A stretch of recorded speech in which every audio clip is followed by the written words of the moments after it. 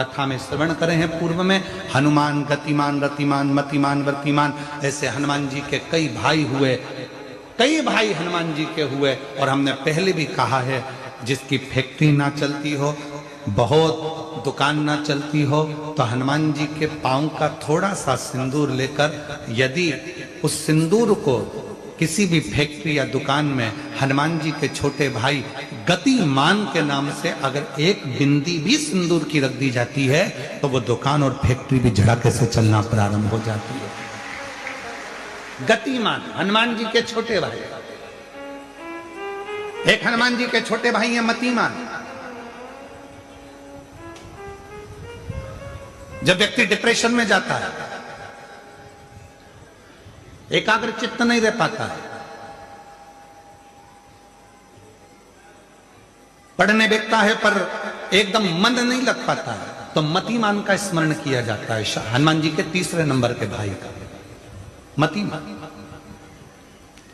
और कहते हैं एक दुर्वा यदि मतिमान के नाम से शंकर भगवान की शिवलिंग पर चढ़ा दी जाए और उसी दुर्वा को वापिस लेकर आया जाए, अंधेरा होने से पहले, सूर्य अस्त होने के पहले, शाम के प्रदोष के पहले यदि उस दुर्वा को उस व्यक्ति को चबा चबा कर खिला दो, तो डिप्रेस हो रहा है, डिप्रेशन में है, चिंता में है, टेंशन में है और उसका विवेक काम नहीं कर रहा, बुद्धि स्थिर नहीं हो पा रही है या पढ़ने में मन नहीं लग पा रहा है, तो उसको आप एक दुर्वा मतिमान, हनुमान जी के तीसरे नंबर के भाई मतिमान के नाम से अगर खिला देते हैं, तो उसकी बुद्धि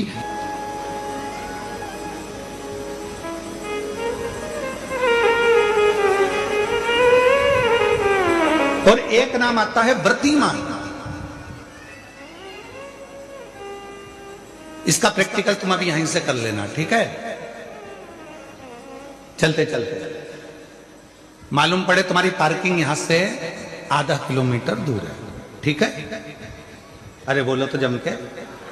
आधा किलोमीटर दूर तुम्हारी पार्किंग है और तुम्हारी उम्र लगभग बहुत हो गई। मालूम पड़े तुम थोड़े वृद्ध हो गए हो और तुम्हारा घुटना दुख रहा है, तुम्हारी कमर दुख रही है, चलते चलते बड़ी मुश्किल से तुम कथा स्थल तक पहुंचे हो। अब मन में आ रहा है कि मुझे वापस पार्किंग तक जाना है, कैसे जाऊंगी, पाँव तो दुख रहा है। तो एक काम आज चलते चलते करना कि कहीं सीवर वाला महाराज झूठ तो नहीं बोल रहा है, तो प्रैक्टिकल करके जाना। क्या करोगे? यहां से जाते समय आप जब जा रहे हो और आपके शरीर का कोई अंग जब दुख रहा है, तो श्री शिवाय नमस्तुभ्यम कहकर श्री व्रतिमान हनुमान का स्मरण करो। किसका स्मरण करना है? जम के बोलो, व्रतिमान हनुमान। व्रतिमान हनुमान का स्मरण करके कहीं पर भी बैठकर अपने पांव की छोटी वाली जो उंगली है उसको जम के दबाना और दबाने के बाद चल देना। जिस जगह पर भी दर्द हो रहा होगा, मेरा बाबा आपको मंजिल तक पहुंचाएगा, दर्द होने नहीं देगा। कल नहीं करना, प्रैक्टिकल आज ही करना। काल करे सो आज करे।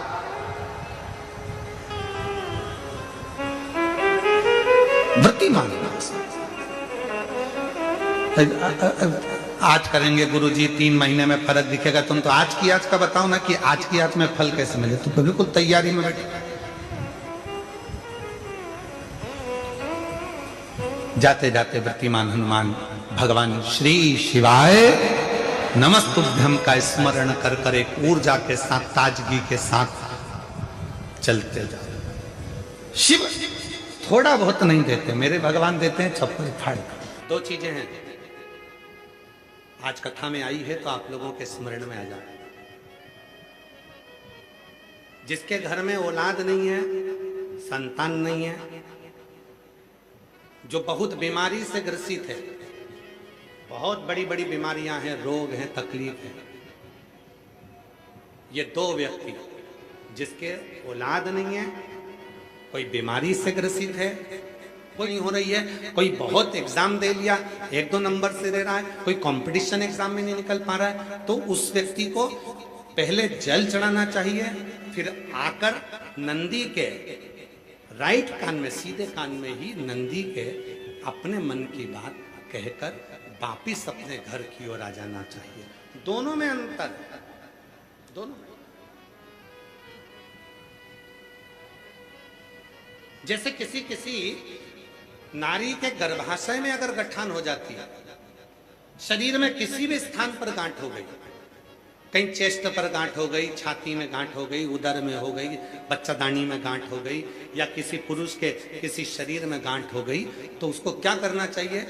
शिव जी के मंदिर में जब वो जाए, शंकर भगवान के मंदिर में जब नंदी के उल्टे कान में, नंदी के लेफ्ट कान में अपने मन की बात कहकर नमः शिवाय, ओम नमः शिवाय, श्री शिवाय नमस्तुभ्यम बोलकर एक दुर्वा शिव जी को चढ़ाकर जल समर्पित कर देना चाहिए। पहले बोलना है, फिर दुर्वा चढ़ाना है, फिर जल चढ़ाना है। आती समय उस दुर्वा को उठाना है, थोड़ा सा जल झेल लेना है, मंदिर के ही दरवाजे के बाहर उस दुर्वा को चबा चबा कर खाकर जल का आचमन कर लेना है। लगभग 1.5 महीने कर कर देखो, उसके बाद जांच कराओ, आपकी गंठ। ये लोग तो ऐसे, उनका आज तक हनुमान चालीसा पढ़ना नहीं है, आज तक कोई चालीसा, चाहे गायत्री चालीसा हो, लक्ष्मी चालीसा हो, शिव चालीसा हो, पढ़ना ही नहीं आती। बस बैठ गए भगवान के सामने और पढ़ लिया आसन लगा के। नहीं नहीं नहीं, चालीसा पढ़ने का भी एक नियम है। अगर कोई लक्ष्य लेकर पढ़ रहे हो तो उसका एक नियम है।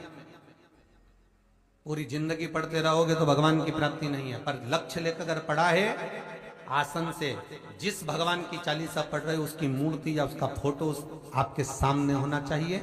एक घी का दिया, अगर हनुमान चालीसा पढ़ रहे हो तो या तो घी का दिया जलाओ, वो भी गाय के घी का। और कई लोग तो ऐसे, उनका आज तक हनुमान चालीसा पढ़ना नहीं है, आज तक कोई चालीसा, चाहे गायत्री चालीसा हो, लक्ष्मी चालीसा हो, शिव चालीसा हो, पढ़ना ही नहीं आती। बस बैठ गए भगवान के सामने और पढ़ लिया आसन लगा के। नहीं नहीं नहीं, चालीसा पढ़ने का भी एक नियम है।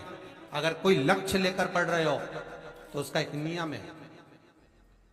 पूरी जिंदगी पढ़ते रहोगे तो भगवान की प्राप्ति नहीं है, पर लक्ष्य लेकर अगर पढ़ा है, आसन से जिस भगवान की चालीसा पढ़ रहे हो उसकी मूर्ति या उसका फोटो आपके सामने होना चाहिए।